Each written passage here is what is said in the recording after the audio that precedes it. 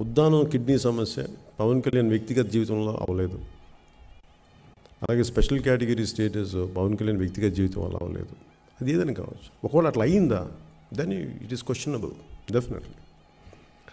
నీ వ్యక్తిగత జీవితం పబ్లిక్ పాలసీ మీద ప్రభావితం చూపనంత వరకు there is no need to question your personal life. అలా అవ్వాలి. ఇది ఈ అన్వాంటెడ్ మొరాలిటీ పట్టుకొచ్చారు ఎక్కువ. నిజంగానేమో వాళ్ళకున్న నైతికత వాళ్ళు పాటించాలి. నైతికత ఏంటంటే నువ్వు కాన్స్టిట్యూంట్ చట్టసభలో నువ్వు వెళ్ళి కూర్చున్నావు, నువ్వు వెళ్ళి వాటి మీద మాట్లాడు. ఇవన్నీ ఏంటంటే ఎందుకు చేస్తారు ఈ పర్సనల్ అటాక్స్ అంటే నువ్వు భయపడిపోవాలని. కొత్తోడు ఎవడు పాలిటిక్స్ రాకూడదు.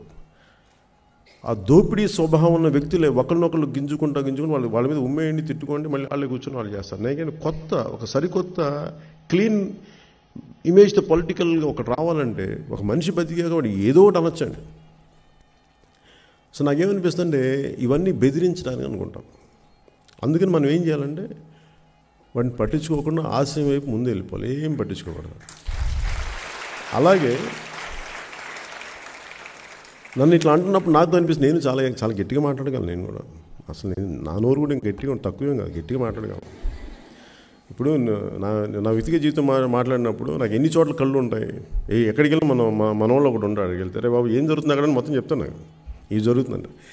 కానీ నేను ఆ స్థాయికి దిగజారును, ఎప్పటికీ దిగజారును కూడా తీసుకెళ్ళను. ఎందుకంటే మనం ఎలివేటెడ్ ప్లాట్ఫామ్లో పొలిటికల్లో నేను అనేది పబ్లిక్ పాలసీలు ఎదుర్కోండి. ఇంకా నేను అందుకు పట్టించుకోను. సరే చూస్తూ ఉంటాను, నువ్వు ఏదైనా మాట్లాడు. నేను మీరు చేసే దోపిడీకి మీకు ఎంత మొండితనం ఉందో ఏం పట్టించుకోకుండా, నా ఆశయానికి కూడా నాకు అంతే మొండితనం ఉంది. మీరు ఎన్నైనా అనండి, నేనేం పట్టించుకోను. చూస్తాను చెట్టండి ఏమనండి.